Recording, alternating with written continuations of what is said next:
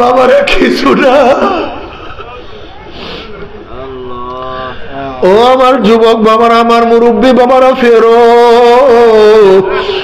বাবারে। মাত্র দুনিয়াতে কয়দিন বাঁচবো? ওরে গতকালকে রাত্রে আমাদের মোহাম্মদপুরের সদর সাহেব মাত্র 4 দিন আগে ঢাকার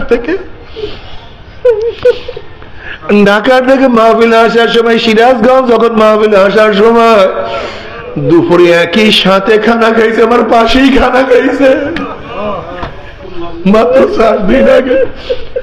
আমার যে কত অল্প বয়স, একটা দাড়িও পাকে না।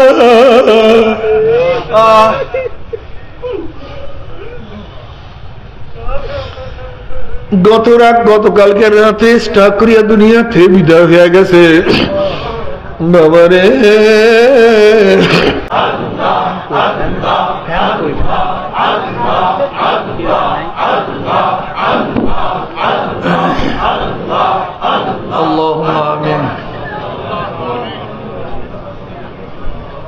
खुदा रख तो मुझको हल्लैलो नहर,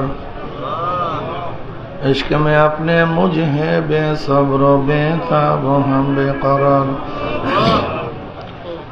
अगर जानिब माशूक न बाशुद का शाशे,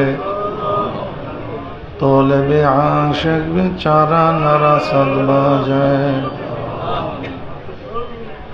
अल्लाह महफिल के अपने हिदायत जन्न कबूल करे नेन। আমরা যারা মাহফিলে হাজির হইলাম, আপনার ওলি না বানায় এখান থেকে কাউকে বিদায় দিয়েন না। রব্বিরহামহুমা কামা রব্বায়ানি সগীরা। وصلى الله تعالى على خير خلقه محمد وآله وأصحابه وأزواجه وأتباعه أجمعين، وارحمنا معهم برحمتك يا أرحم الراحمين. السلام عليكم ورحمة الله وبركاته.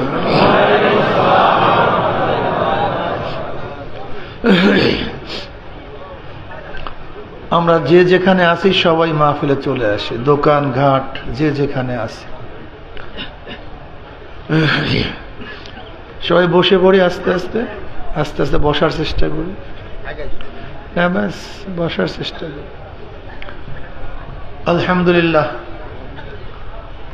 আলহামদুলিল্লাহ নাহমাদুহু ওয়া নাস্তাঈনুহু ওয়া নাস্তাগফিরুহু ওয়া নাউযু বিল্লাহি মিন শুরুরি আনফুসিনা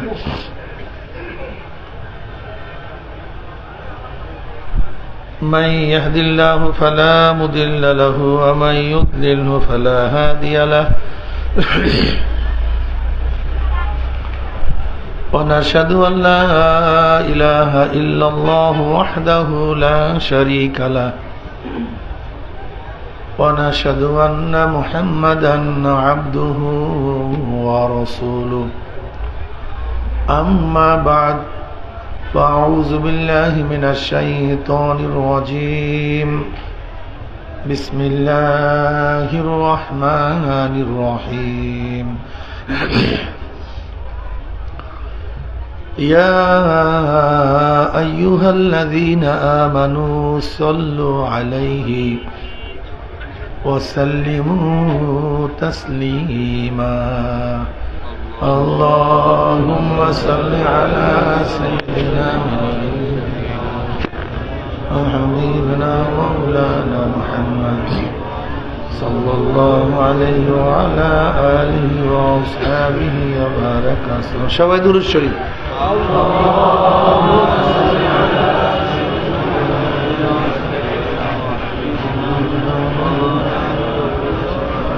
صلى الله عليه وعلى اللهم صل على سيدنا وحبيبنا مولانا محمد صلى الله عليه وعلى أعوذ بالله من الشيطان الرجيم. বিসমিল্লাহির রহমানির রহিম ওয়া আরসালনাকা ইল্লা রাহমাতাল লিল আলামিন সাদাকাল্লাহু মাওলানা আযীম ওয়া সাদাকা রাসূলুন নবিয়ুল কারীম। আল্লাহ পাকের বান্দা জনাব মুহাম্মদ রাসূলুল্লাহ সাল্লাল্লাহু আলাইহি ওয়াসাল্লামের উম্মতগণ, আল্লাহ পাক রব্বুল আলামিন আপনাকে আমাকে প্রচন্ড ব্যস্ততম সময়কে বাদ দিয়ে, চাকরি নৌকারি ব্যবসা বাণিজ্য সবকিছু বাদ দিয়ে কোরআন ও হাদিসের মজলিস, আলেম ওলামা মুমিন মুত্তাকিন জাকিরিন শাকিরিনদের গুরুত্বপূর্ণ এক দামি মজলিসে আসার বসার বলা শোনার তৌফিক আল্লাহ পাক দান করছেন। শুকরিয়া দেন সবাই বলে আলহামদুলিল্লাহ। মজলিস তো অনেক গুরুত্বপূর্ণ, অনেক দামি। এই মজলিস অনেক দামি, অনেক গুরুত্বপূর্ণ। দুনিয়ার মধ্যে যারা দামি হয় তাদেরকে গার্ড অব অনারের ব্যবস্থা করা হয়। অমুক দেশের প্রেসিডেন্ট, প্রাইম মিনিস্টার, গোটা এরিয়া আর্মি মিলিটারি প্রশাসন ঘিরিয়া ফেলায় দামি ব্যক্তি। দামি ব্যক্তিদের উপরে আতর গোলাপ ফুল ছিটানো হয়। দামি ব্যক্তির আলোচনা সব জায়গায় ছড়িয়ে পড়ে। শুনছো ভাই কে আসছে, অমুক অমুক অমুক, ঠিক না? ঠিক আপনারাও দামি হওয়ার কারণে গোটা এরিয়াকে ফেরেশতারা ঘিরিয়া ফেলাইছে। সুবহানাল্লাহ সবাই বলেন নাই? এই একবার সুবহানাল্লাহ বলার সাথে সাথে আমলনামায় 1000 নেকি লেখা হয়ে গেছে, 1000 গুনাহ ঝরে গেছে। অন্য রওয়ায়াতের মধ্যে আসছে একবার সুবহানাল্লাহ মিজানের অর্ধেক নেকি পূর্ণ করে দেন। ইমাম বুখারী রাহমাতুল্লাহ আলাইহি তার কিতাব বুখারী শরীফ শেষ করছেন। ওয়ান আবি হুরায়রা রাদিয়াল্লাহু তাআলা قال قال رسول الله صلى الله عليه وسلم كلمتان حبيبتان الى الرحمن خفيفتان على اللسان ثقيلتان في الميزان سبحان الله وبحمده سبحان الله العظيم। কিন্তু জিকির করি, সমস্যা, জিকির করি না, জিকিরকে পছন্দ করি না। দুনিয়ার দামি ব্যক্তিদের উপরে গোলাপ আতর গোলাপ ছিটায়, ফুল ছিটায় মানুষ, আর আপনারা এত দামি, আপনাদের উপর রহমত এবং সাকিনা বর্ষণ করতেছেন খোদা আল্লাহ পাক নিজে।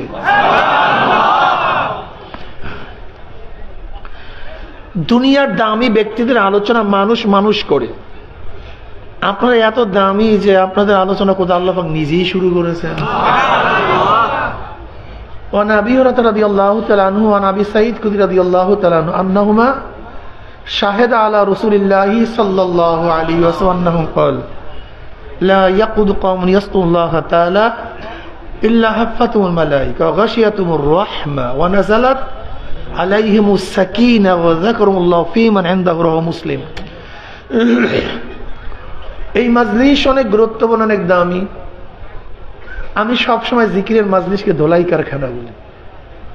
দুনিয়ার ধোলাই কারখানায় জামা কাপড়গুলি পরিষ্কার করা হয়। ময়লা জামা কাপড় যখন ধোলাই কারখানায় দিবেন একেবারে সাফ, ময়লার কোনো চিহ্ন থাকে না, ঠিক না? দুনিয়ার ধোলাই কারখানায় জামা কাপড় পরিষ্কার করা হয়, আর আখিরাতের ধোলাই কারখানায়, জিকিরের ধোলাই কারখানায় গুনাহ সাফ করা হয়। বুখারী শরীফের রওয়ায়াত আছে, এই মজলিসকে কেন্দ্র করে আল্লাহ পাক ফেরেশতাদের সাথে বিভিন্ন প্রশ্ন এবং জবাব দেওয়ার পরে সিদ্ধান্ত দেন, উশহিদুকুম আন্নী ক্বাদ গফারতু লাহুম। ফেরেশতারা সাক্ষী থাক, গোটা মজলিসের বান্দাদের গুনাহ খাতা আমি সব মাফ করে দিয়েছি। যারা হালকা জিকির ছেড়ে দিয়েছেন, হালকা জিকিরে যান না, আপনি কি জানেন হালকা জিকিরে যাওয়ার ফজিলতটা কি? আপনি জানেন? নবী আলাইহিস সালাতু ওয়াস সালাম ফরমান, মা মিন কওমিন ইসতামাউ ইয়াসকুল্লাহ তাআলা লা ইউরিদুনা বিযালিকা ইল্লা ওয়াজহাহু ইল্লা নাদাহুম মুনাদি মিনাস সামাই আন কুমু মাগফুরাল লাকুম ক্বাদ বুদ্দিলাস সাইয়্যাতুম হাসানাত। যখন জিকিরের মজলিস থেকে বান্দা মজলিস ছাড়তে থাকে, আহ্বানকারী ফেরেশতারা আসমান থেকে ডাক দেবে, এ জাকিরিন সুসংবাদ শোনো, আল্লাহ পাক তোমাদের গুনাহ খাতা মাফ করে দিয়েছে। সুবহানাল্লাহ। শুধু মাফ করছে তাই নয়, তোমাদের সমস্ত গুনাহকে আল্লাহ পাক নেকের দ্বারা পরিবর্তন করে দিয়েছে।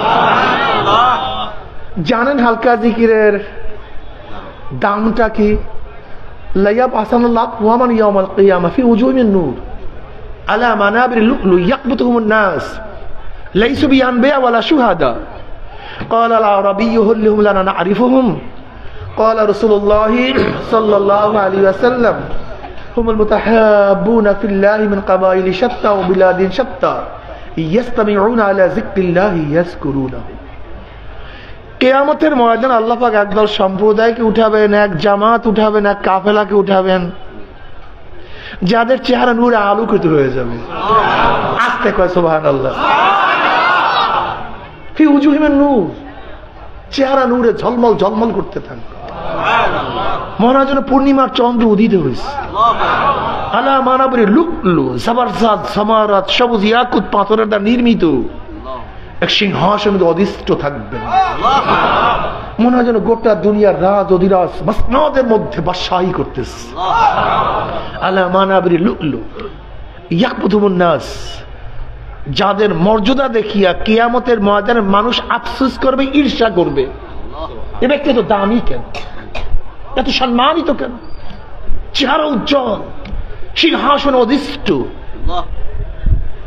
সাহাবারা মনে করছে এত নবীদের বা শহীদদের। সাহাবারা কি মনে করছে? এই মাত্র যাদের প্রশংসা করলাম, যাদের চেহারা উজ্জ্বল হবে, দামি সিংহাসনে বসা থাকবে, সাহাবারা কি মনে করছেন? এরা হয়তোবা নবী হবে অথবা নবী আলাইহিস সালাম। বুঝতে পারছেন যে আমি যেই যাদের তারিফ করতেছি, প্রশংসা করতেছি, সাহাবারা মনে করতে নবীদের প্রশংসা অথবা শহীদদের। নবী কি বললেন? লাইসু বিআনবিয়া ওয়ালা শুহাদা। আমি এইমাত্র যাদের প্রশংসা করতেছি তারা নবীও না, শহীদও না। এখন এক আরব ব্যক্তি আশ্চর্য হয়ে গেছে, আল্লাহ, যাদের মর্যাদা এত, চেহারা উজ্জ্বল, সিংহাসন অধিষ্ঠ, অথচ এরা নবীও না, শহীদও না, কারা? এবার নবী আলাইহিস সালাতু ওয়াস সালাম পড়লেন না সাল্লাল্লাহু আলাইহি ওয়াসাল্লাম, এবার জবাব দেওয়া শুরু করলেন তারা কারা, তাদের পরিচয় দেওয়া শুরু করলেন। হুমুল মুতাহাব্বুনা ফিল্লাহি মিন কাবাইলি শাত্তা ওয়া বিলাদিন শাত্তা ইয়াস্তামিউনা আলা যিকরিল্লাহি ইয়াযকুরুনাহু। তার ওই সমস্ত সম্প্রদায় যারা বিভিন্ন গোত্রের থেকে, বিভিন্ন এলাকার থেকে, বিভিন্ন বংশের থেকে মাওলার মহাব্বতে জিকিরের উদ্দেশ্যে একত্রিত হয়ে মাওলার জিকির শুরু করিয়া দিয়েছে। কি হালকা জিকিরের সাথে হাদিসের মিল নাই? অর্ধেক না হুবাহু? এরপরও জিকির করবেন না, হালকা পছন্দ হয় না। যাই হোক, এই মাজলিস অনেক গুরুত্বপূর্ণ, অনেক দামি। বয়ান সংক্ষিপ্ত করব। আমার তো অনমন, খুব খেয়ালের সাথে বয়ান শোনাচ্ছি। দুনিয়া কিয়ামত হয়ে যাবে, ওই দিকে খেয়াল থাকবে না, আমার খেয়াল থাকবে কোন দিকে? প্রথম প্রশ্ন, নবী রসুলগণ দুনিয়াতে আসছেন কেন? এই মাসালা হল করতে হবে। নবী রসুলগণ দুনিয়াতে কেন আসছেন, এই মাসালা যদি হল হয়ে যায়, হাজারো প্রশ্নের জবাব পেয়ে যাবেন। নবী রসুলগণ দুনিয়াতে প্লেন আবিষ্কার করার জন্য আসেন নাই, ফাইটার বানাবার জন্য আসেন নাই, মিসাইল বানাবার জন্য আসেন নাই, ড্রোন আবিষ্কার করার জন্য আসেন নাই, কম্পিউটার আবিষ্কার করার জন্য নবী রসুলগণ দুনিয়াতে আসেন নাই। নবী রসুলগণ দুনিয়াতে কেন আসছেন? মানুষরূপী অমানুষদেরকে মানুষ বানাবার জন্য। কি বলছিলাম মুরব্বী? কম তো আমার হুশ নাই। কিন্তু নবী রসুলগণ দুনিয়াতে আসছেন কেন বলেন? মানুষরূপী অমানুষদেরকে মানুষ বানানো। এইটা আগে মনে রাখেন, নয়তো বয়ান বুঝবেন না। বলেন কিসের জন্য আসছে? ফেরাউন কি মানুষরূপী ছিল কি ছিল না? কিন্তু মানুষ না। ফেরাউনের চেহারা অবয়ব মানুষের মতোই, অন্য কোন আকৃতির না। ফেরাউন এই মানুষের মতোই, এই চেহারা, এই চক্ষু, এই নাক, এই কান, এই হাত, এই পাও, নাকি ভিন্ন ছিল? নমরুদের আকৃতি মানুষের মতো ছিল না, মানুষ রূপী, কিন্তু ছিল কি? অমানুষ। সাদ্দাদ মানুষ রূপী কিন্তু আবু জাহাল কিন্তু মানুষ রূপী কিন্তু আসলে মানুষ না। এই মানুষরূপী অমানুষদেরকে মানুষ বানাবার জন্য নবী রাসূলগণ দুনিয়াতে আসছেন। ওমর ইবনে খাত্তাব রাদিয়াল্লাহু তাআলা আনহু ইসলাম গ্রহণ করার আগে তার চরিত্রটা কি ছিল? আবু জাহাল ঘোষণা করছে যে মুহাম্মাদের বরং সাল্লাল্লাহু আলাইহি ওয়াসাল্লাম ঘাড় নিয়ে আসতে পারবা, কল্লা নিয়ে আসতে পারবা, তাকে 100 লাল উট দেওয়া হবে। লাল উট সবচেয়ে দামি, 100 লাল উট। উমর বলতেছে এই সুযোগ কেউ ছাড়ে না। হ্যাঁ, একটা কল্লার বিনিময়ে 100 লাল উট। লোকটাও দুর্বল, লোকও বেশি নাই। ওমর ইবনে খাত্তাব রাদিয়াল্লাহু ইসলাম গ্রহণ করেছেন তখন মুসলমানদের সংখ্যা ছিল 39 জন, মাত্র 39 জন, 27 বছর বয়সে। নবুয়াতের 5ম নবুয়াতি বর্ষর তিনি ইসলাম গ্রহণ করেছেন, ঠিক না ভাই? ওমর ইবনে খাত্তাব রাদিয়াল্লাহু তাআলা আনহু যখন ইসলাম গ্রহণ করেছেন তখন যে সংখ্যা থেকে মাত্র 39। তাহলে মুসলমানের শক্তি আছে, ওমরের সামনে কি?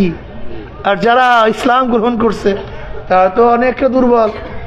কারণ নবুয়াতের 4র্থ নবুয়াতির বছর তো অনেক হিজরাতি করছে। প্রথম হিজরাতের বছর, হিজরাতে আউয়াল যেটা হয়েছিল আবুসিনিয়ায়, এটা নবুয়াতের 4র্থ বছর। 5ম বছর হিজরাত করছিল। তা মুসলমান যা আছিল তো হিজরাতি করছে অনেকটা। কয়জন মুসলমান আছে? এই সুযোগ কে ছাড়ে? নাঙ্গা তলোয়ার নিয়ে রওনা করছে। আচ্ছা বলেন তো, নবী আলী সাল্লাল্লাহু আলাইহি ওয়াসাল্লামকে যে হত্যা করার জন্য রওনা করছে, লোকটা ভালো না খারাপ? আস্তে কথা কয়। দুনিয়ার মধ্যে সবচেয়ে নিকৃষ্ট কোন ব্যক্তি জানেন? দুনিয়ার মধ্যে সবচেয়ে নিকৃষ্ট যেই ব্যক্তি কোনো নবীকে হত্যা করে, এর চেয়ে নিকৃষ্ট কেউ নেই। মুশরিক বলেন, কাফের বলেন, যত কিছু বলেন, তাদের সবচেয়ে খারাপ যে ব্যক্তি কোনো নবীদেরকে হত্যা করে। আর ওই ব্যক্তি সবচেয়ে হতবাগা যেই ব্যক্তি কোনো নবীদের মাধ্যমে হত্যা হয়। অর্থাৎ নবীরা যাদেরকে হত্যা করে ওর সে নালায়েক কমবখ্ত আর দুনিয়াতে নেই। আর নবীদের যারা হত্যা করে তার চেয়ে খারাপ মানুষ দুনিয়াতে নেই। তো ওমর ইবনে খাত্তাব রাদিয়াল্লাহু তাআলা কাকে হত্যা করার জন্য রওনা করছে? সর্বশ্রেষ্ঠ, আল্লাহর পরেই যার দাম, আল্লাহর পরেই যার মর্যাদা, তাকে হত্যা করার জন্য রওনা করছে। লোকটা ভালো না খারাপ? মানুষ রূপী ছিল, কিন্তু এই ব্যক্তি যখন নবী আলী সাল্লাল্লাহু আলাইহি ওয়াসাল্লামের কাছে ঈমান আনছে, তার হাতে হাত দিছে, কি হয়ে গেছে ওমর? সুবহানাল্লাহ। এই ওমরের অবস্থা কেমন? নবী আলী সাল্লাল্লাহু আলাইহি ওয়াসাল্লাম বললেন, আমার পরে কেউ নবী হইলে ওমর নবী হয়ে যেত। আর গাউস, কুতুব, মুফতি, মুহাদ্দিস, মুস্তাহিদ সব নবী। বুখারীর মধ্যে রওয়ায়াত আছে, নবী আলী সাল্লাল্লাহু আলাইহি ওয়াসাল্লাম ফরমান, আমার পরে কেউ নবী হইলে ওমর নবী হয়ে যেত। বুঝছেন ওমরের অবস্থাটা কি? ওমরের কথা কম পানিতে শোনে। আপনারা জানেন মিশর দখল করার পরে, মুসলমান মিশর দখল করার পরে নীল নদের জোয়ারের জন্য প্রতি বছর সুন্দরী, সুশ্রী, আকর্ষণীয় এক রমণীকে জবাই করতে হইত। এছাড়া সেখানে জোয়ার আসতো না। এখন মুসলমানরা যখন ইসলাম হুকুমাত কায়েম করছে, সেখানে গভর্নর চলে আসছে। এখন এলাকার মানুষ বলতেছে, ভাই সুন্দরী এক নারীকে জবাই করতে হবে। গভর্নর বলছে, হ্যাঁ এটা শিরক, এটা কুফরি, এটা হারাম, এটা জায়েজ নাই, বিনা অপরাধে কাউকে হত্যা করা জায়েজ নাই, সম্পূর্ণ হারাম। করলে করো, নাহলে জোয়ার দাও, পানি দাও। যেমন আপনাদের বরন্দ এলাকার লোক, পানি ছাড়া কোনো ফসল টসল কিচ্ছু হবে না। মিশরের মানুষের কৃষি নির্ভর ছিল ওই নীল নদের উপরে। যদি নীল নদে পানি আসে তো ফসল হবে, নাই তো সব কারবার ক্লিয়ার। কোন মুসিবত বলেন তো? ওদিকে হত্যাও করতে পারে না, অথচ পানিও নেই। মুসলমানরা তো সেই মুসলমান, তারা তো আসলে আপনার মতো আমার মতো ওই টুটকা ফুটকা ইমান না, তোমার মতো আমার মতো টুটকা ফুটকা ইমান না। আব্দুল্লাহ ইবনে হুযায়ফা রাদিয়াল্লাহু তাআলা আনহু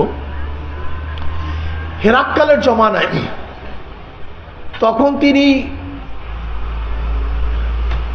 রোমে গেলেন।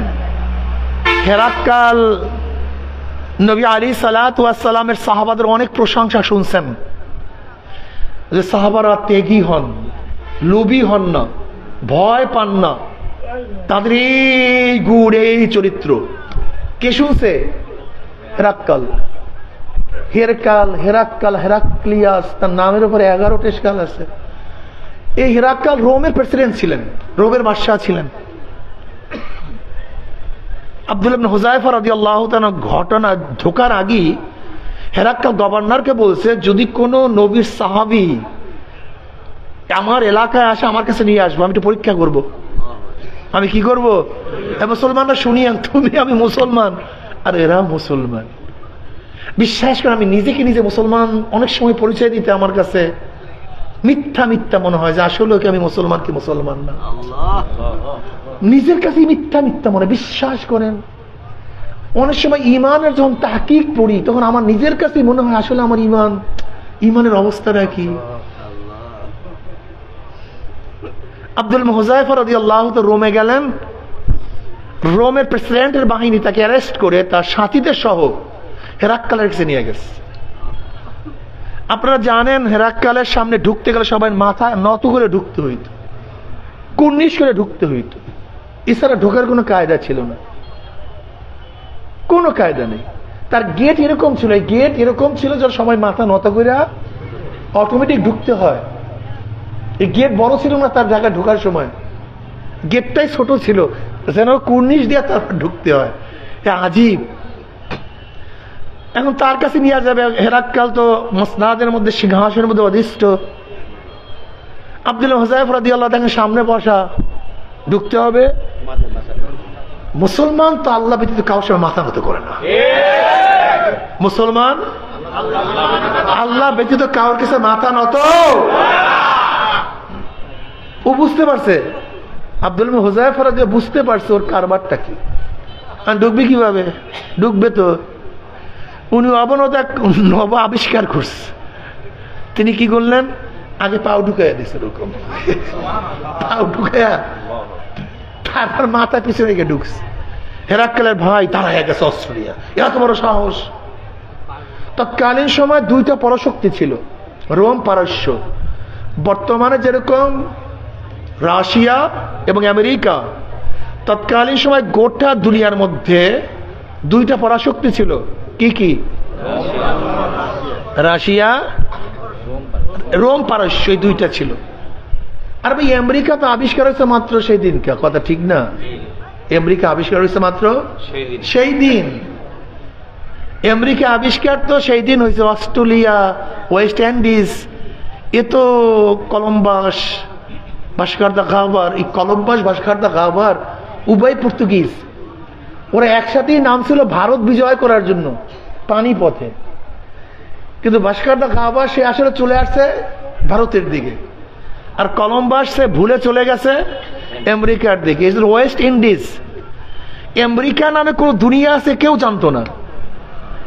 যখনই কোনো চট দেখতো তখনই মনে করতো কি এইটা ইন্ডিয়ার কোনো অংশ। এই ওয়েস্ট ইন্ডিজ বুঝাতে পারি না, এইটা ইন্ডিয়ার পশ্চিম একটা অংশ, এইটা মনে করতো তারা। এই আমেরিকা আবিষ্কার হওয়ার আগে যে পরাশক্তিগুলি ছিল সেটা রোম এবং পারস্য। যাই হোক, আমি সেই দিকে যাচ্ছি না। তার ভাই দাঁড়ায় গেছে তাকে হত্যা করবে, কিন্তু মুসলমান কোনো টেনশন নেই, কোনো চিন্তাই নেই। হযরত আব্দুল্লাহ হুযায়ফা রাদিয়াল্লাহু তাআলা তার সাথীদের পরনে ছিল ময়লা জামা কাপড়, কাপড় চোপড়ে কোনো শোভনীয় কিচ্ছু নেই। তার সামনে তো সবাই বসে হাঁটু গাড়িয়া। হযরত আব্দুল্লাহ ইবনে হুযায়ফা রাদিয়াল্লাহু সোজাসুজি গিয়া হেরাক্কালের পাশের চেয়ারে বসে গেছে। এখানে ক্লিয়ার পাশের চেয়ারে বসে গেছে। সবাই আশ্চর্য, এই জীর্ণ শীর্ণ কাপড়, ময়লা কাপড়ের কোনো বাহাদুরি নেই, রৌনক নেই, আর সে বসছে মসনাদে। তাকে হত্যা করার জন্য রওনা করছে। হেরাক্কাল থামো, পরীক্ষা হবে না, আমি তো পরীক্ষা করার জন্য আনছি। যদি হত্যাই করো তাহলে পরীক্ষা হয় কিভাবে? দেখি তার অবস্থাকে, নির্ভীক। দেখেন আসলে যার কলবের মধ্যে মাওলার বরক্ত, মাওলার আজমত চলে আসে, সে আল্লাহকেই বড় মনে করে, কাউকে বড় মনে করে না। আল্লাহ পাক কি চান জানেন? আল্লাহ পাক চান প্রত্যেকের কলবের মধ্যে আল্লাহর বরক্ত সৃষ্টি হোক, এর জন্য আজানের প্রথমে কি বলে না ভাই বলেন তো? আবারও আবারও আস্তে কয় আল্লাহু আকবার, আবারও আজান শেষ আল্লাহু আকবার, আল্লাহু আকবার, লা ইলাহা ইল্লাল্লাহ। দেখছেন আল্লাহু আকবার। আচ্ছা নামাজের শুরু জানি কি না? রুকুতে যান, সেজদায় যান, সেজদার থেকে ওঠেন, আবারও সেজদায় পড়েন, আবারও দাঁড়ান, বারবার আল্লাহু আকবার, আল্লাহু আকবার, আল্লাহু আকবার, আল্লাহু আকবার, আল্লাহু আকবার, আল্লাহু আকবার। কি বুঝাতে চান? কি শিক্ষা দেয়? আল্লাহর বরকত, আল্লাহর আজমত, আল্লাহর কিবরিয়াত কলবের মধ্যে বসায়া দাও। যদি আল্লাহর বরকত কলবের মধ্যে বসাও, দেখো সব ছোট, আল্লাহই বড়। কিন্তু আমাদের মধ্যে আল্লাহর আজমত নাই দেখা সবাইকে বড় মনে করি। আর সাহাবাদের মধ্যে আল্লাহ পাকের আজমত, আল্লাহ পাকের বরকত কলবের মধ্যে থাকার কারণে কিচ্ছু না, কিচ্ছু না বলি। তুমি কে আর আমি কি? তুমি আল্লাহর মাখলুক, আমি আল্লাহর মাখলুক। ভাবটা মজাটা কি! এদের ইতিহাস, এদের কথা শুনলেও মনে হয় যেন একটু কেমন জানি লাগে, ঠিক না? এরাই আমাদের আকাবের, এরাই আমাদের উত্তরসূরি, এরাই আমাদের পূর্বপুরুষ। এবার হেরাক্কেল বলছে, আব্দুল্লাহ কি কেন ডাকছেন? আব্দুল্লাহ একটা কাজ করো, আমি তোমাকে আমার রাজ্যের অর্ধেক দান করব, তোমাকে দিয়ে দেবো, অর্ধেক মালিক বানায় দেয়। মুসলমান ভালো মতো সৈন্য, কয়টার ইমান আছে কি আছে না জানি না। রাজ্যের অর্ধেক দিয়া দেব, আমার বাদশাহীর অর্ধেক দিয়া দেব, শুধু একটা শর্ত। কি শর্ত? বলে ইমান ছাড়তে হবে। কি ছাড়তে হবে? আব্দুল্লাহ রাদিয়াল্লাহু বললেন, ওরে হেরাক্কাল, তোর রাজ্যের অর্ধেক গোটা দুনিয়া আমাকে দিয়া দিল, আমি ইমান ছাড়বো না, দুনিয়ার মধ্যে লাথি মারবো, তাহলে কাজ হবে না। এবার বলতেছে, আব্দুল্লাহ শোন, আমার একটা মেয়ে খুবই সুন্দরী, খুবই সুশ্রী, খুবই আকর্ষণীয়, আর অপূর্বা এক সুন্দরী মেয়ে, যা চিন্তাও করতে পারবি না, এত আকর্ষণীয় এক মেয়ে। এই মেয়েকে আমি তোর কাছে বিয়া দেব, শর্ত কথা কয় না। আর আমি মারা যাওয়ার পরে গুড়া রাজত্ব, কিন্তু শর্ত।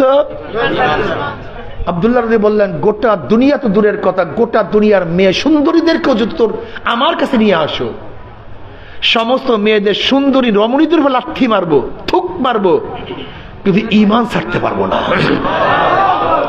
হেরাক্কাল চিন্তা করছে, লোভে কাজ হবে না, লোভে এবার ভয়। মানুষকে দুইটা জিনিস দ্বারা কন্ট্রোল করা যায়, লোভ এবং ভয়। একটা মানুষকে কন্ট্রোল করার দুইটা পন্থা, লোভ এবং ভয়। এই যত মানুষ দেখেন আমাদেরকে কিভাবে কন্ট্রোল করে দুনিয়া, লোভ দিয়া। একটা কথা মনে রাখতে হবে, হুদুদ পাখির নাম জানেন না? হুদুদ পাখি, কোরআনের মধ্যে হুদুদের গল্প আসছে না? কোরআনের মধ্যে হুদুদের উল্লেখ আসছে না? সুলাইমান নবী আলাইহিস সালাতু ওয়াস সালাম হুদুদ পাখি চলতো। হুদুদ পাখির গুণটা কি? তিনি মাটির নিচের পানি দেখতে পারতো হুদুদ। একদিন আর এক পাখি বলছে, এই বেটা তুই মিথ্যা কথা বলো হুদুদ, তুই মিথ্যা কথা বলো, তুই আসলে মাটির নিচে পানি দেখোস না। বলে কেমনে বুঝলা তুমি আমি মাটির নিচে পানি দেখি না? মাটির নিচে যে পানি দেখতা, তা তোমার জন্য যে ফাঁদ পাতা হয়, ফাঁদ কি পাতা হয়, সেই ফাঁদে পড়ো কেন? তোমার গলার মধ্যে রশি লাগে কিভাবে? তুমি ফাঁদ দেখো না? তুমি মাটির উপরে ফাঁদ দেখো না, আর মাটির নিচে পানি দেখো। ফাইজলামের জায়গা বাঁচতে বেটা। মারাত্মক দলিল। কি দলিল? মারাত্মক না?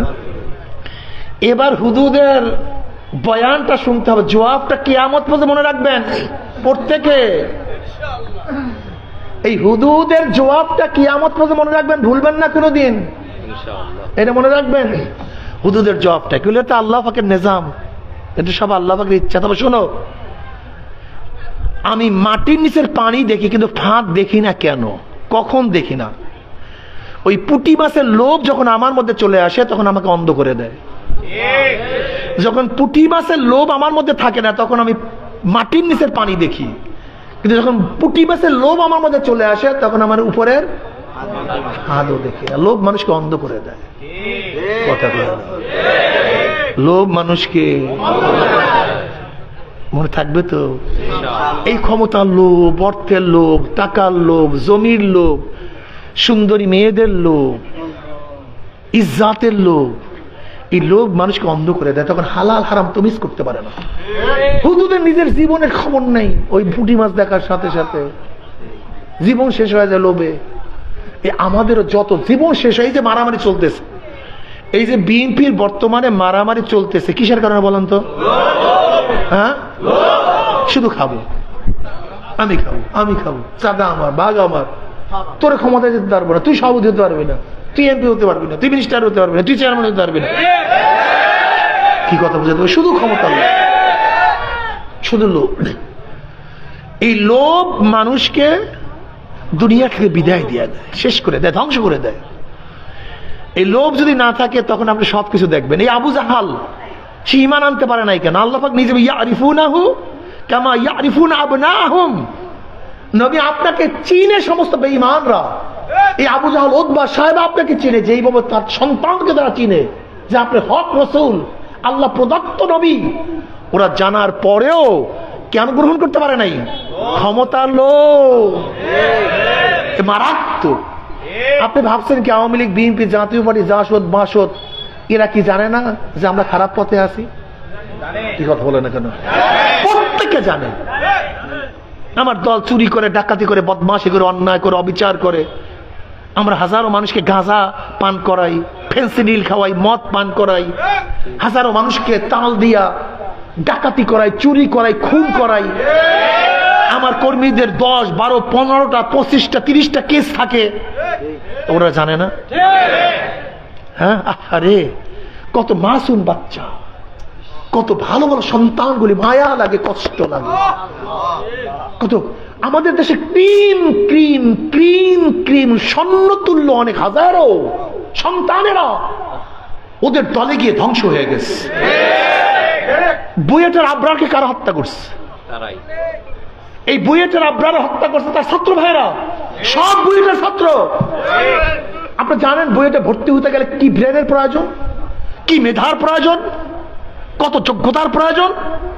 সব ফার্স্ট কোয়ালিটির মেধাবী, সব ফার্স্ট কোয়ালিটির মেধাবী। এই মেধাগুলি ধ্বংস হয়ে গেছে এই সমস্ত ডাকাত, গুন্ডা, বদমাশ, খুনিদের দল করার কারণে। আবরারও শেষ, ওদের সবাই ফাঁসি হয়ে গেছে। 40 উপরে ছেলেদের ফাঁসি হয়ে গেছে। ক্রিম তুল্য, স্বর্ণ তুল্য আমার সন্তান, যারা বাংলাদেশের ভবিষ্যৎ, এই দলগুলি ওদেরকে ধ্বংস করে ফেলছে। এরকম একজন দুইজন না, হাজারো হাজারো। আন্নাস, নবী আলাইহিস সালাতু কি ফরমান? আন্নাসু মাআদিনু কামাআদিনি যাহাবি ওয়াল ফিদ্দা, খিয়ারুন ফিল জাহিদ খিয়ারুন ফিল ইসলাম ইযা ফাকিহু।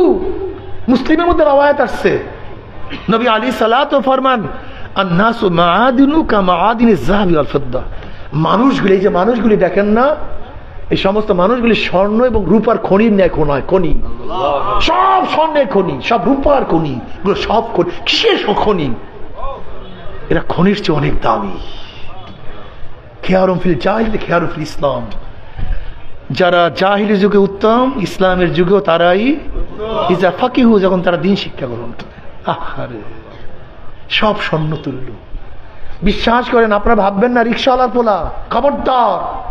ঠেলাওয়ালার সন্তান ভাববেন না এরকম, মুসির সন্তান, মেতরের সন্তান, খবরদার। হাজারো মেতরের সন্তান, হাজারো কুলির সন্তান, হাজারো নাপিতের সন্তান, হাজারো মাঝির সন্তান, জানেন তাদের অবস্থাটা কি? এই ডক্টর আবুল কালাম আজাদ, এই যে ভারতের প্রেসিডেন্ট, যিনি আণবিক বোমার প্রবক্তা, উনি কার সন্তান জানেন? একজন মাঝির। ওনার বাবা নৌকা চালায়, নৌকা চালাইতো, বিভিন্ন মানুষের কাজ করত, বদলা দিত। এই আবুল কালাম সে নিজেও নৌকা চালাইছে, একজন মাঝির সন্তানে আল্লাহ ব্রেন দান করছে। আম্বেদকর, এই যে ভারতের সংবিধান রচয়িতা আম্বেদকর, বাবাজি আম্বেদকর যারে বলে, নাম শুনছেন আপনারা? অনেকে তো জানি না, আশ্চর্য বিষয়। ভারতের যে সংবিধান রচনা করছে ওনার নাম আম্বেদকর, বাবাজি আম্বেদকর। জানেন উনি কোন বংশের? দলিত। দলিত, হিন্দুদের মধ্যে সবচেয়ে নিচু বংশের। অথচ গোটা এমনকি আম্বেদকর পড়াশোনা, হিন্দুদের মধ্যে কিন্তু নিয়ম আছে, আপনারা জানেন না অনেকেই, যারা দলিত বংশের নিচু বংশে তারা কিন্তু পড়াশোনা করতে পারবে না। দলিত বংশের নিচু ব্যক্তিরা যদি পড়াশোনা করে, রুশটা সবচেয়ে বড় গুনাহ, বহুত বড় পাপ। তাই যেহেতু ব্রাহ্মণের পোলা পড়াশোনা করে, আর আম্বেদকর সে দলিত বংশের, সে পড়াশোনা করতে পারবে না, কিন্তু আল্লাহ কি দিছে? কথা কয় না। তা ব্রাহ্মণের সন্তান ঘরে বসে পড়াশোনা করে, সে বাইরে বসে শোনে।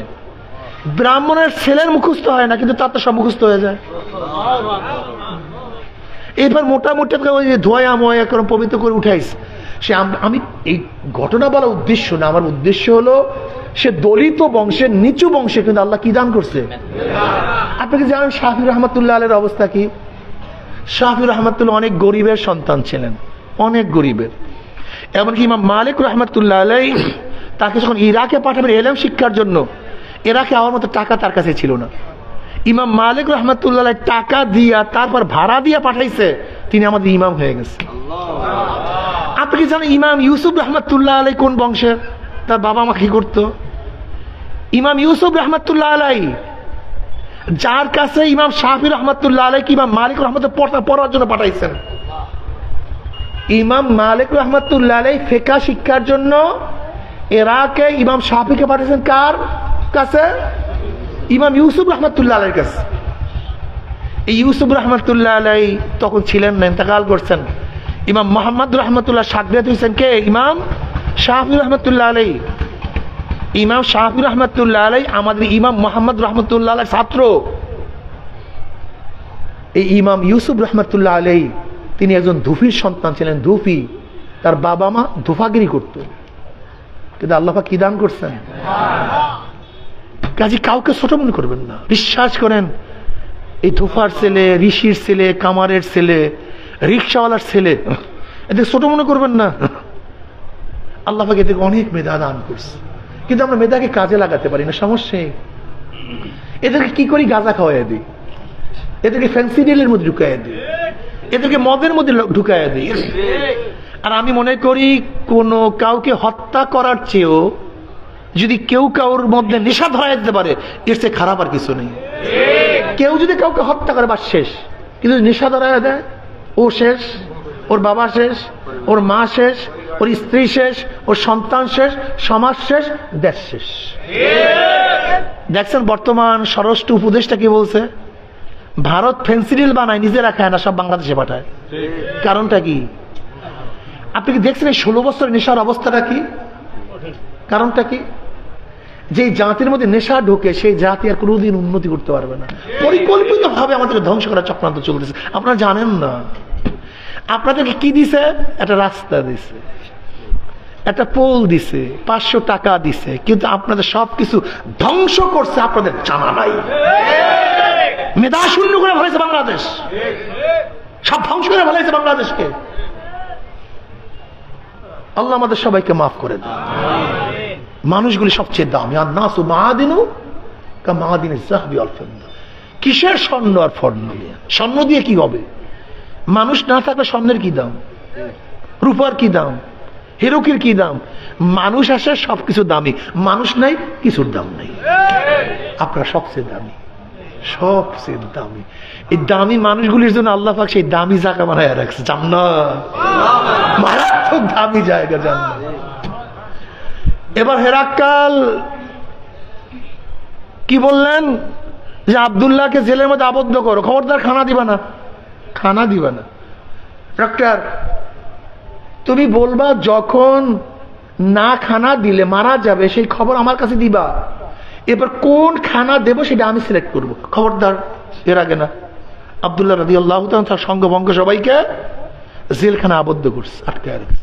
খানা নেই, পানি নেই, বোঝেন তো অবস্থাটা কি? কি অবস্থা? এবার ডাক্তার বলতেছে হেরাক্কালকে এখন খানা না দিলে মারা যাবে, খানা দেন। হেরাক্কাল বলছে যাও তার কাছে মদ নিয়ে যাও পানির পরিবর্তে, আর খানার পরিবর্তে শুয়ারের গোশত নিয়ে যাও। পানির পরিবর্তে মদ, খানার পরিবর্তে শুয়ারের গোশত। কত ফতুয়া দিতাম আমরা বলেন তো, যে মানুষ মারা যাওয়ার সময় জান বাঁচানো ফরজ, কিছু খাওয়া যায়, অমুক করা যায়, তমুক করা যায়, তারা এই মাসালা বুঝলেন না নাকি? আহলুল বালিয়াতাইন আযরুরাত তুবহিল মাহজুরাত, কত ফতোয়া দিতাম, ঘুরাইতাম, খালি ঘুরাইতাম আর ঘুরাইতাম, ঠিক না? তারা এই ফতোয়া বুঝেন নাই। অনেকদিন পর খানা উঠছে খানা খাওয়ার জন্য, সবাই তো বেহুশের মতো খানা খাবে। খবরদার, কি খাইতেছে জানো? কলে কি? কলে পানির পরিবর্তে শরাব আর খাদ্যের পরিবর্তে শুয়ারের গোশ, খাইলে খাও, না খাইলে মরো। আব্দুল হুযায়ফা রাদিয়াল্লাহু তখন আর উঠতে পারতেছিলেন না, কোন রকম মাজাটা দাঁড়া করে ওই মদের এবং সুগারের পেয়ালার মধ্যে এমন ভর্তি বাড়ছে। তুই কি জানোস না মুসলমান মারা যেতে পারে কিন্তু হারাম খাইতে পারে না? কি ইমানের অবস্থা! কি আমার অবস্থা তো খারাপ, আপনাদের অবস্থাকে আমি চাই না। আমার অবস্থা খুবই খারাপ, আপনাদের অবস্থা আমি চাই না। এবার হেরাক্কেল চিন্তা করছে, না এটা কাজ হবে না, ক্ষুধার কাজে কাজ হবে না।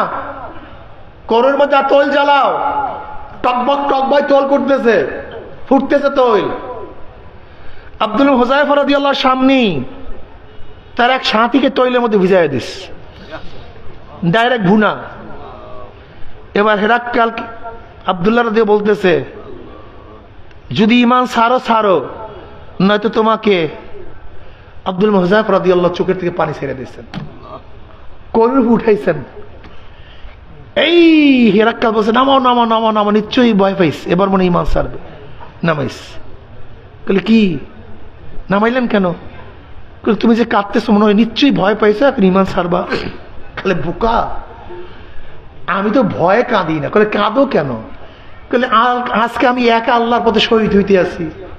যদি আমি 1 লক্ষ ইসে হইতাম, আব্দুল্লাহ হইতাম, তাই 1 লক্ষ আব্দুল্লাহ আল্লাহর পথে শহীদ হয়ে যেতাম, কিন্তু মাত্র একা শহীদ হইতেছে, সেই দুঃখে কাঁদতেছি, বোকা। এবার হেরাক্কেল বলতেছে, এরা মানুষ না, ফেরেশতা, এদের হত্যা করা ঠিক হবে না, ছেড়ে দাও, এদিকে ছেড়ে দাও, এদেরকে ছেড়ে দাও। যখন আব্দুল্লাহ রাদিয়াল্লাহু তার সাথীদেরকে নিয়ে মদিনায় ঢুকছেন, ওমর বিন খাত্তাব রাদিয়াল্লাহু তাআলা রিসেপশনের জন্য চলে আসছেন। কি বুঝলেন? এই মানুষগুলি বানাইছে নবী আলাইহিস সালাতু ওয়াস সালাম। কি সোহবত, কি দামি নবী রাসূলগণ দুনিয়াতে আসছেন এই মানুষ শুধু মানুষদেরকে মানুষ বানাবার জন্য।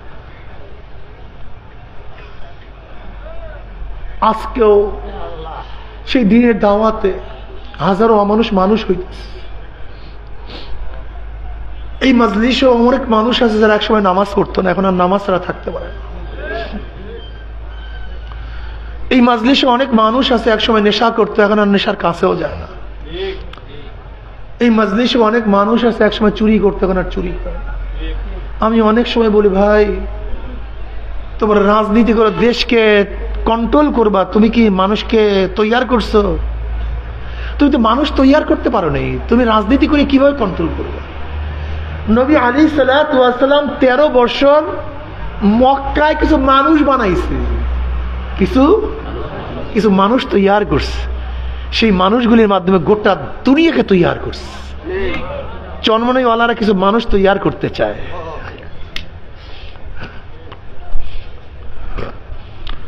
মানুষ তৈয়ার করো। আমি অনেক সময় রাজনীতি বন্ধুদেরকে বলি, বাবা রাগ করিও না, তুমি তোমার কর্মীদেরকে মানুষ বানাবার জন্য কি কি করছো বলো, কি করছো বলো, নৈতিকতা কি শিক্ষা দিয়েছো বলো। তারা চুরি করবে না, ডাকাতি করবে না, চাঁদাবাজি করবে না, করবেটা কি বলো? অথচ এই মুজাহিদদেরকে সাজাবার জন্য, আখলাক গঠন করার জন্য কত সাধনা।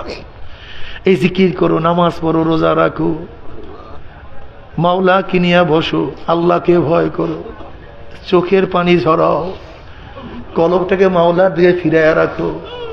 ওয়াসিরু কাওলাকুম আও ইজহারু বিহি ইন্নাহু আলিমুম বিযাতিস সুদূর। দিনে যা করো কে দেখে? জোরে বলো, কে দেখে? রাত্রে যা করো কে দেখে? রুমের মধ্যে যা করো কে দেখে? রাস্তায় যা করো কে দেখে?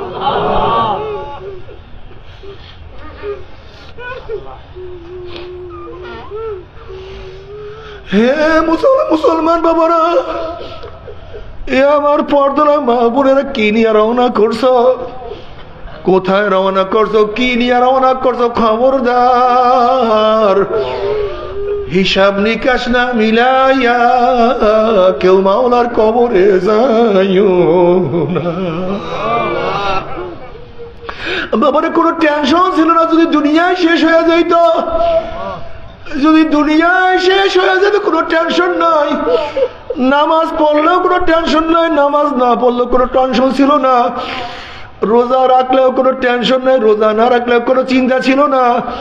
ওরে মদ খাও, গাঁজা খাও, যা ইচ্ছা তাই করতে পারতা, যদি দুনিয়ায় শেষ হয়ে যাইতো। কিন্তু বাবারে কিছু না। ও আমার যুবক বাবারা, আমার মুরব্বী বাবারা, ফেরো বাবারে, মাত্র দুনিয়াতে কয়দিন বাঁচবো? ওরে গতকালকে রাত্রে আমাদের মোহাম্মদপুরের সদর সাহেব মাত্র 4 দিন আগে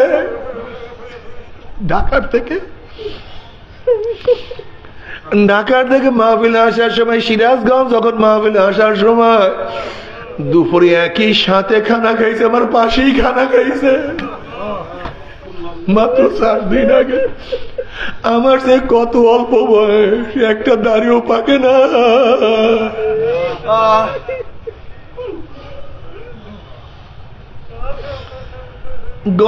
গতকালকে রাত্রে স্টাক করিয়া দুনিয়াতে বিদায় হয়ে গেছে। বাবারে,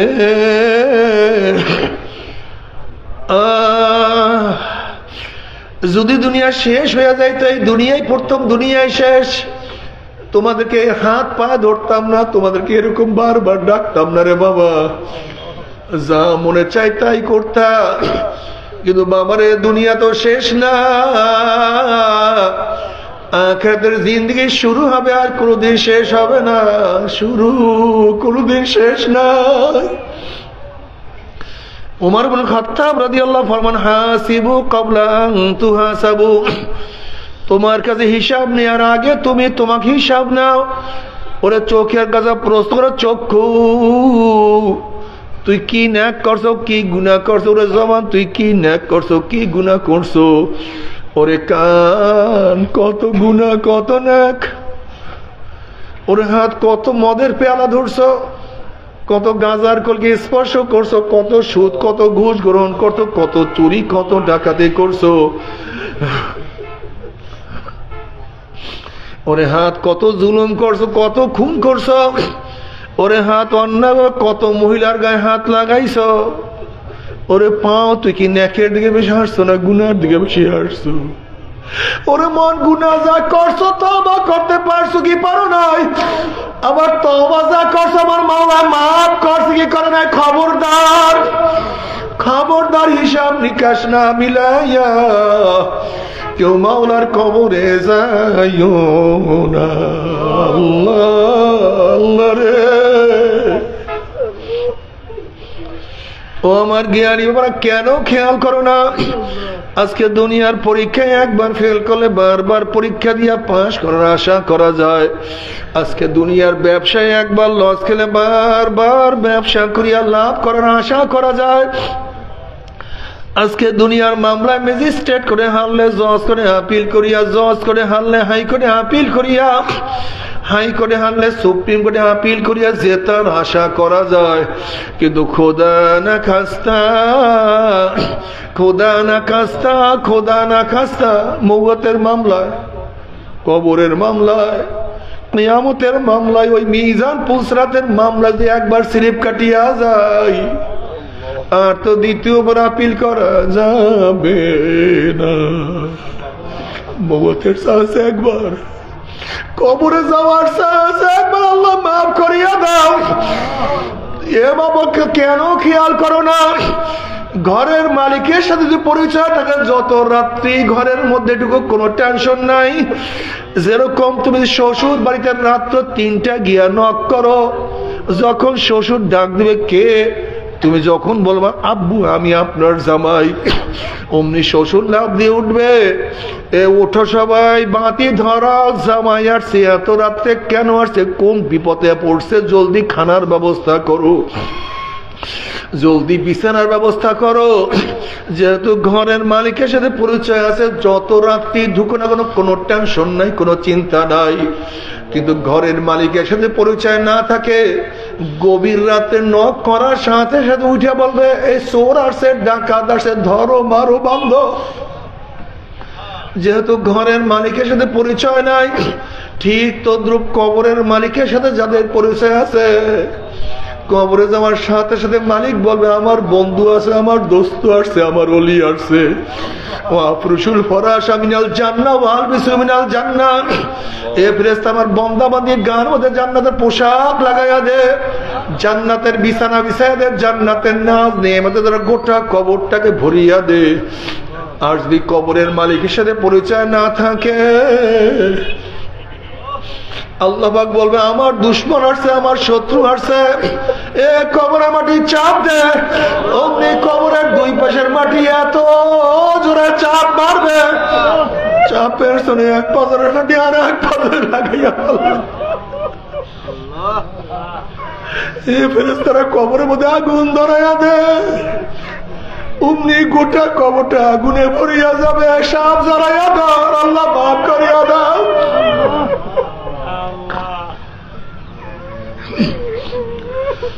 বাবারে কবরের মালিকের সাথে পরিচয় না করিয়া কেউ মাওলার কবরে যাইও না।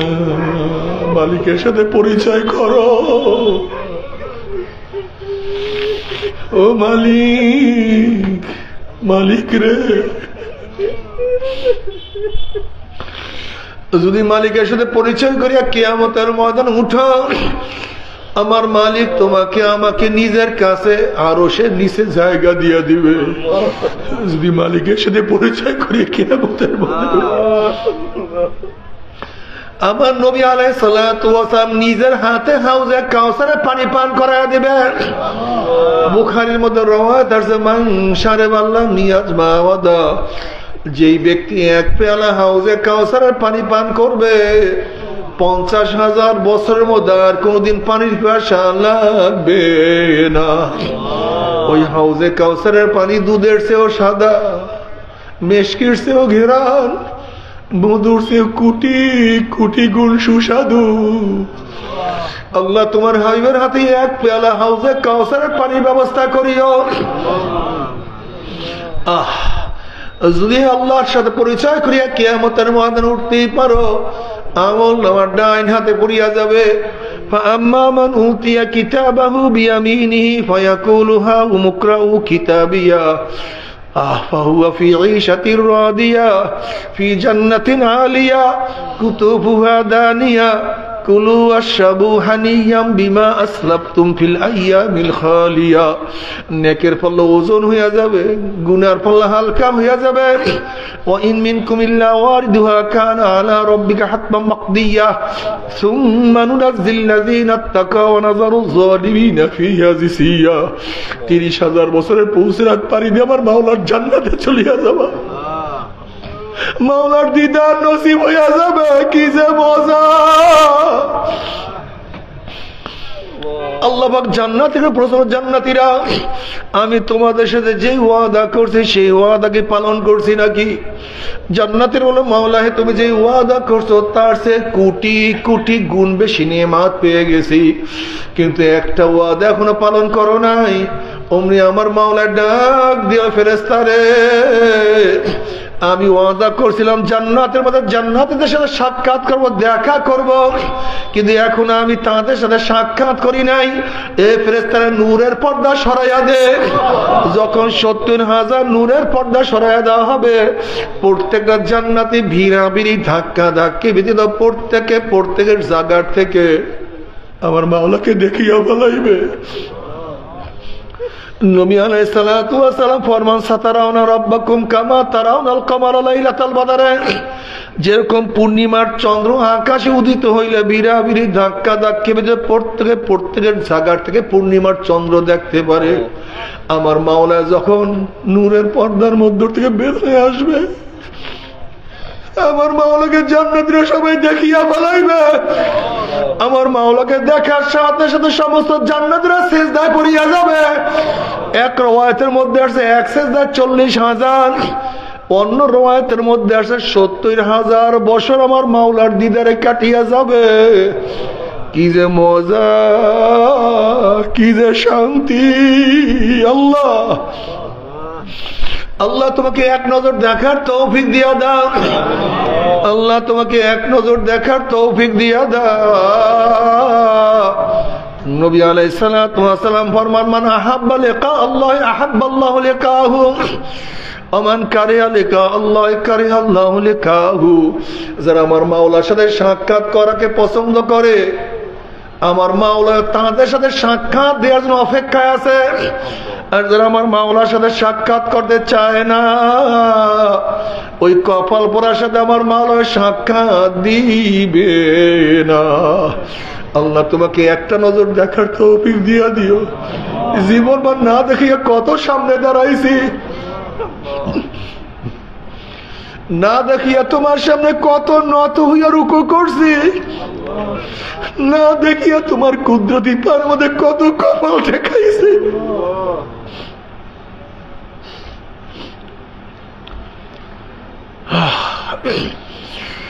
আমার বেনমাজি বাবারাও হারাম খোরের দলেরা, বাবারে ফেরো, বাবারা ফেরো।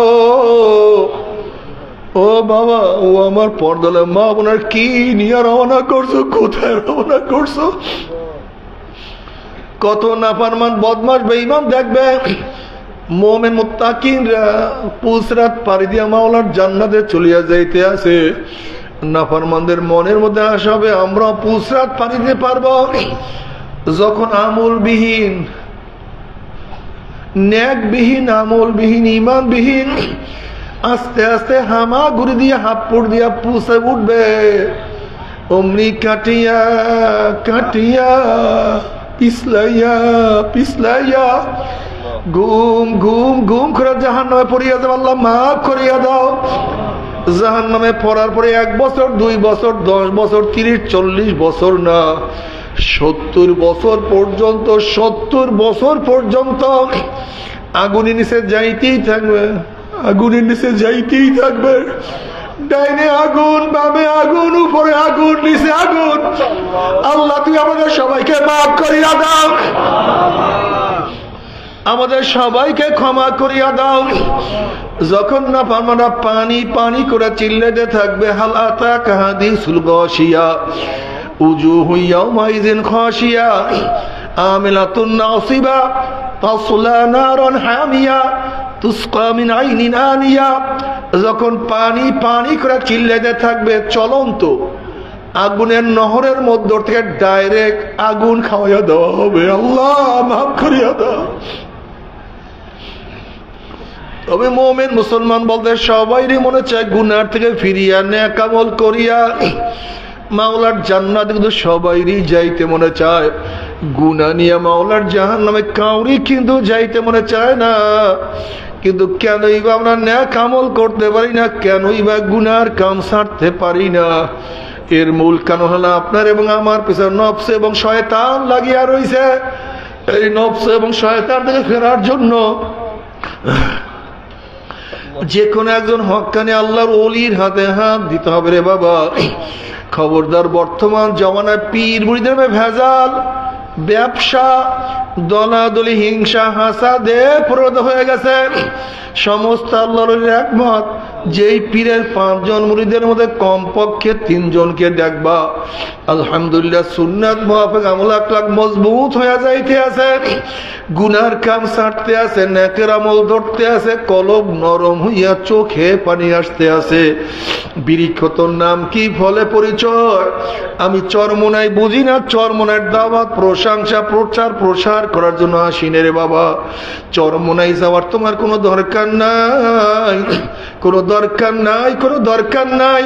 তুমি যার কাছে গিয়া পারো গুনার কাম সারো, নেকের আমল ধরো, কলম নরম করিয়া চোখে পানি নিয়া মাওলার কবরে যাইও। যেরকম দুনিয়ার ঘরে আগুন লাগলে পানি ছাড়া নিবানো যায় না, ঠিক তদ্রুপ তোমার এবং আমার গুনার দ্বারা যে জাহান্নামের আগুন জ্বলিয়া রইছে, চোখের পানি ও সারা কিন্তু জাহান্নামের আগুন নিবানো সম্ভব না। কাজী আমার জন্য দোয়া চাই, আমিও দোয়া করি, সবাই সবার জন্য প্রাণ খুলিয়া দোয়া করো, যেন কিয়ামতের ময়দানে গলা গলি বাঁধিয়া মাওলা একসাথে জান্নাতে যাওয়ার তৌফিক দিয়া দেয়।